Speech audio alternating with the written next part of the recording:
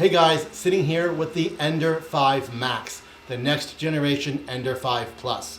Right now it's doing input shaping. Let's have a look at the rest of its calibration and a peek at some of its moving parts.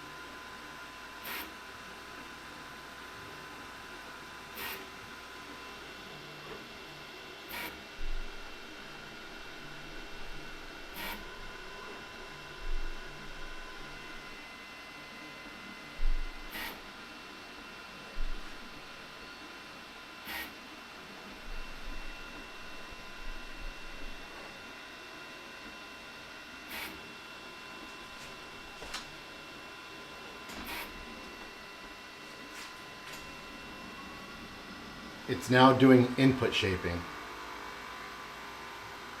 In other words, it's going to vibrate like crazy, and the sensor on it is going to study those vibrations and how it affects the printer. Building this thing went so smoothly, and so far the setup and test print has gone smoothly. Those of you who have worked with the Ender 5 Plus, and that's a lot of you, are going to be really happy when you see what a massive leap forward in technology in all areas the absolutely beautiful Ender 5 Max is.